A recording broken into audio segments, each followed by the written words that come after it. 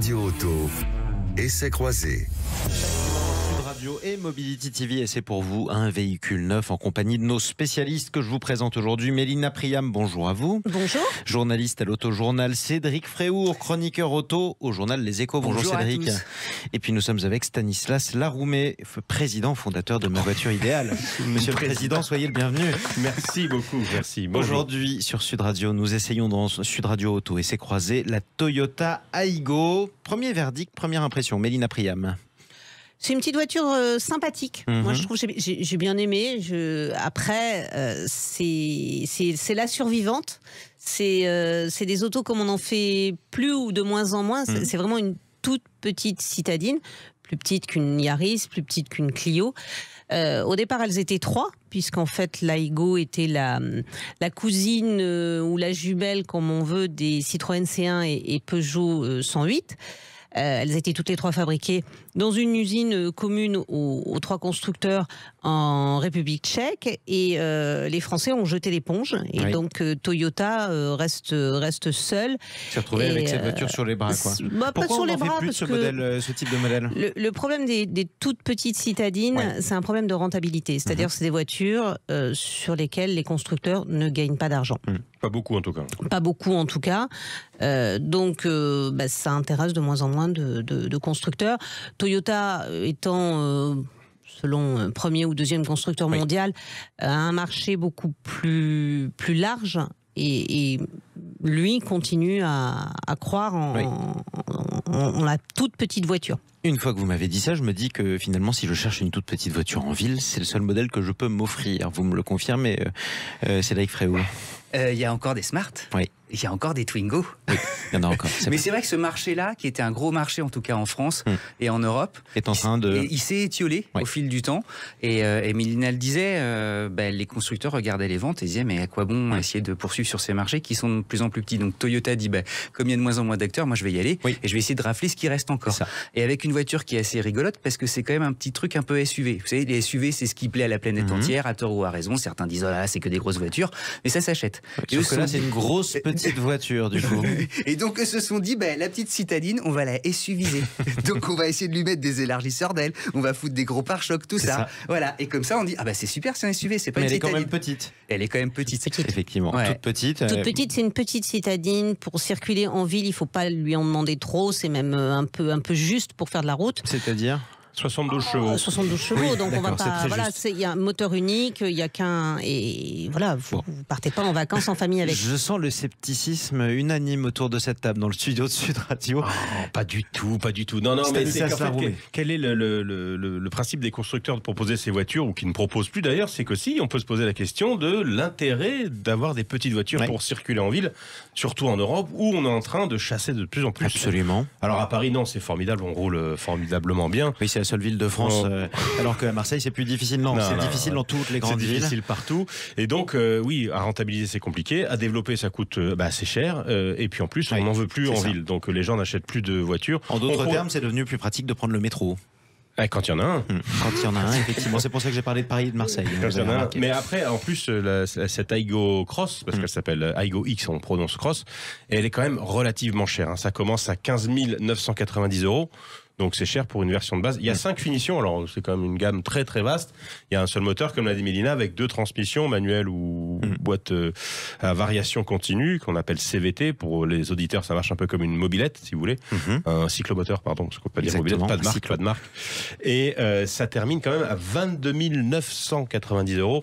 Donc c'est un peu cher. On sent quand même que dans ces tarifs élevés, Toyota a peut-être voulu tenter de rentabiliser l'usine qu'ils avaient hérité de Stellantis, puisque comme Mélina le disait aussi, c'était une usine qui fabriquait les jumelles ou les proches rivales d'ailleurs aussi, Peugeot et Citroën. Et maintenant ils sont tout seuls, donc il faut vendre la voiture peut-être un peu plus cher aussi. Oui, et c'est la raison pour laquelle du coup on la retrouve sur le marché. Cédric Fréour. Bonne nouvelle malgré tout, parce qu'ils ont été un peu critiqués sur des tarifs assez élevés qui les faisaient comparer à la gamme supérieure. Je sais ce que tu veux dire. Et les remises, elles sont déjà là.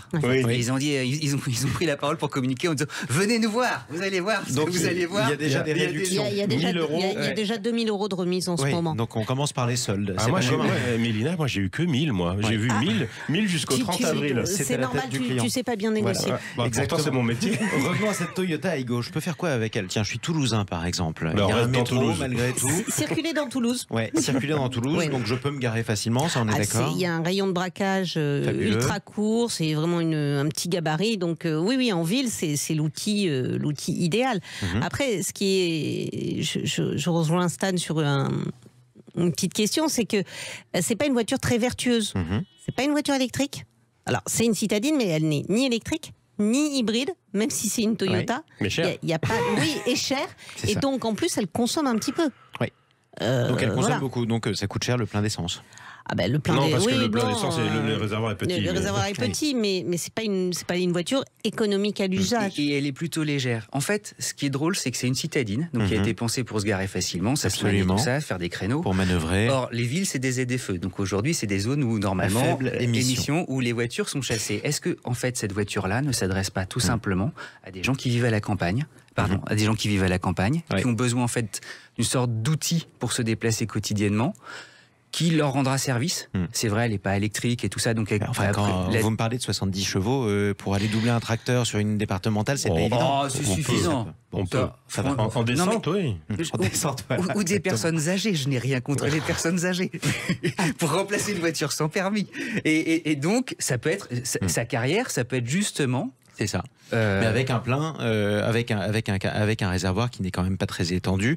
Vous me dites quand même qu'elle consomme beaucoup. Si elle consomme beaucoup en ville, ça doit être encore plus visible à la campagne. Alors à vitesse stabilisée, normalement, on consomme moins Pas qu'en beaucoup, ville. oui. Donc Effectivement, autant pour moi. c'est donc autour de 4 litres Oui. à peu près. Donc ça reste- Je suis toujours plus optimiste. Oui, de tu es tous. très optimiste là quand même. Hein. Donc en gros, si jamais je suis citadin et que j'ai acheté une Toyota Aygo, vous êtes en train de me dire déménager à la campagne, quoi. En gros. Mais et encore, moi je pense que les campagnards et les gens qui veulent pas mettre trop d'argent dans une voiture, ils ont une Dacia Sandero qui est imbattable à ce niveau-là. Effectivement.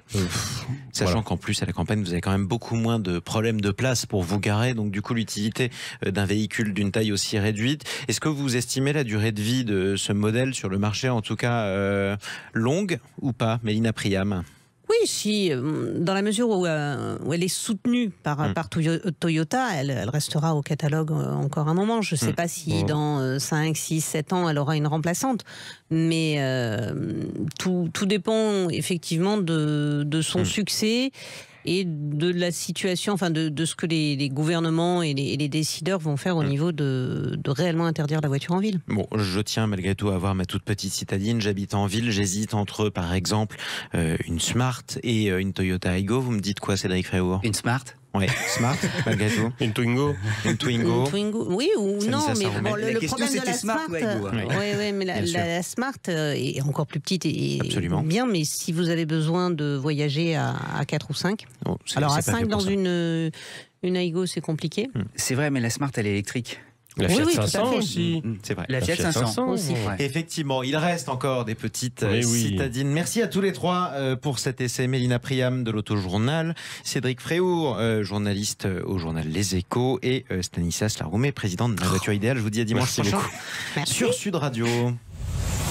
Sud Radio Auto. Essai croisé. Votre rendez-vous automobile hebdomadaire sur Sud Radio avec nos partenaires de Mobility TV. Nous sommes ensemble jusqu'à 10h. Plus le carburant augmente, plus vous avez envie de passer à l'électrique partout où c'est possible. Mais encore faut-il pouvoir recharger votre véhicule. On en parle avec notre invité Philippe Calejon. Bonjour à vous. Bonjour. Soyez le bienvenu sur Sud Radio. Vous êtes directeur mobilité et Nouvelle Énergie France de Total Énergie. Alors justement, on ne va pas parler du prix de l'essence parce que ce n'est pas votre spécialité chez Total Énergie. On va parler d'une autre actualité qui est très importante. Ça a été cette semaine l'installation du plus grand réseau de bornes électriques sur un parking. C'était à Paris, au parking de la Madeleine. Un parking que vous avez mis en service avec vos partenaires de SAMS où il y aura plus de 500 bornes de recharge électrique pour des véhicules. C'est un record en France, hein, Philippe Calejon. Oui, c'est en effet finalement le plus grand nombre d'installations de recharge électrique sur un même lieu, donc sur un parking souterrain. Ce qui est assez impressionnant, 505 bornes précisément. Ce que je vous propose, c'est nous donner le mode d'emploi. On est très nombreux à vous écouter en ce moment sur Sud Radio, y compris dans des régions où on n'utilise pas encore des véhicules électriques. Comment ça va se passer? Je vais arriver au parking avec ma voiture électrique, n'importe quelle marque. Je vais commencer par prendre mon ticket pour me garer et ensuite je vais devoir me brancher. Faites-moi la visite guidée, s'il vous plaît. Donc, visite guidée sur le parking finalement de la Madeleine-Tronchet. Vous avez une place de parking sur 2 qui est équipée d'une borne de recharge électrique. On a 2 types de puissance sur les bornes de recharge électrique, des bornes de 7 kW, des bornes de 22 kW. Donc, vous allez pouvoir charger finalement plus ou moins rapidement selon votre véhicule sur chacune de ces types de bornes. Et on a la particularité, une trentaine de bornes pour la recharge de véhicules 2 roues. D'accord. Aussi pour recharger des véhicules, des 2 roues électriques. J'imagine que ce ne sera pas forcément le même tarif. Ça paraît logique, on ne recharge pas de la même manière. Donc comment on choisit sa place? Vous allez choisir finalement votre place en fonction du temps que vous avez pour recharger votre véhicule. Les bornes sont compatibles avec tous les types de véhicules. Et votre temps de charge, finalement, va dépendre à la fois de la puissance de la borne sur laquelle vous allez vous connecter et de votre véhicule, donc de la capacité qu'a la batterie de votre véhicule à absorber de la recharge électrique. Alors, pour tous ceux qui sont habitués encore aux véhicules thermiques, on n'a roulé que à ça, on a tous appris à rouler dans un véhicule thermique. On a l'habitude de voir au fur et à mesure qu'on fait le plein, le montant du plein évoluer à la pompe à essence. Comment ça se passe avec l'électrique? On choisit un montant au préalable ou c'est à la fin qu'on a la note, par exemple?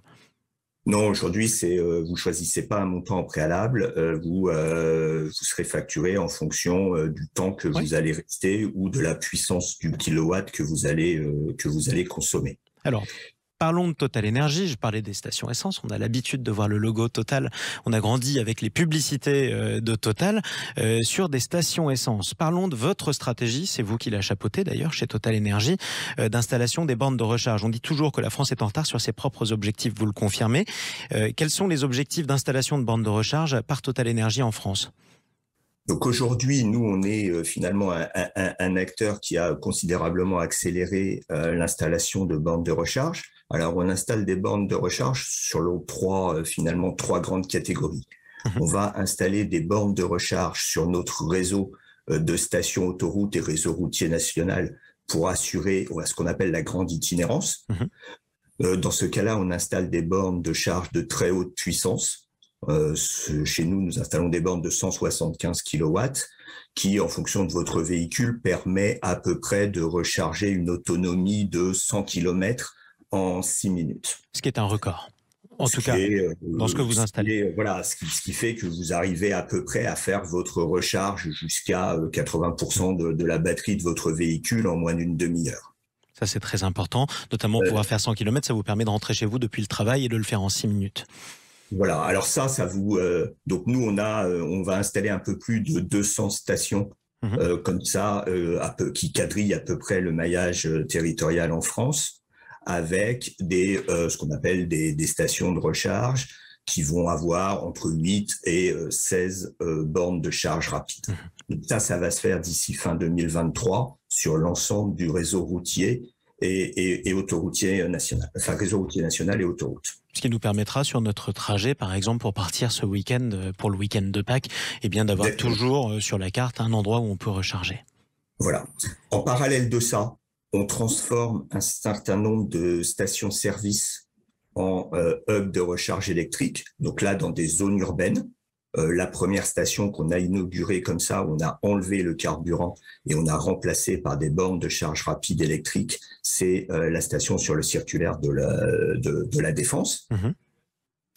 Et on a un plan de transformation d'une centaine de stations d'ici fin 2023. Et dans toute la France?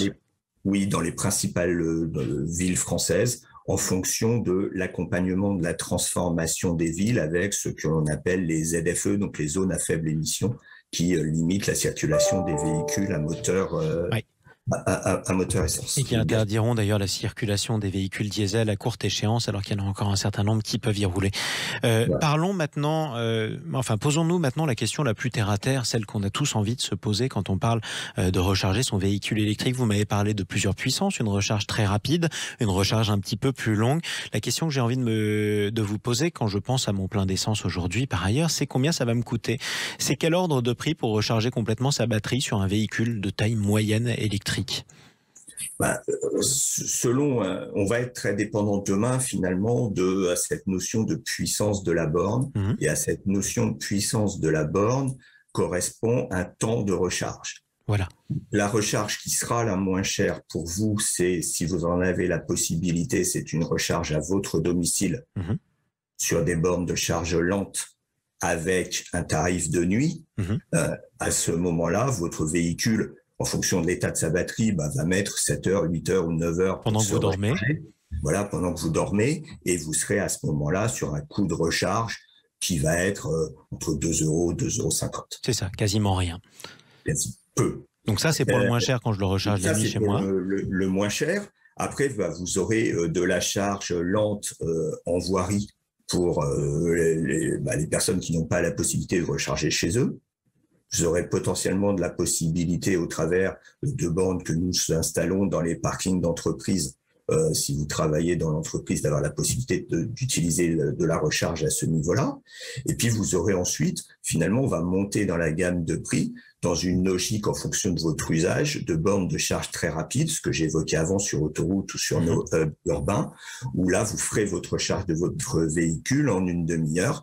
Et à ce moment-là, vous serez plutôt, en fonction de la quantité d'énergie prise, entre 20 et 30, 35 €. Ça va dépendre de la puissance de la batterie de votre véhicule. Mais c'est très important de le souligner parce qu'on peut comparer ces 20 à 30 € qui sont à ce stade le plus cher qu'on peut avoir en recharge électrique avec votre plein d'essence actuellement en fonction du prix de l'essence. Merci beaucoup Philippe Caljon d'être intervenu sur Sud Radio. Nous nous posons toujours la question aujourd'hui, est-ce que quelqu'un a un chargeur pour mon téléphone? On se posera la même question pour sa voiture électrique. Et heureusement, des bornes vont commencer à fleurir un peu partout en France. Je rappelle que vous êtes directeur mobilité et nouvelle énergie France pour Total Énergie. À une prochaine fois d'ailleurs dans Sud Radio Auto sur Sud Radio. Merci beaucoup. Au revoir.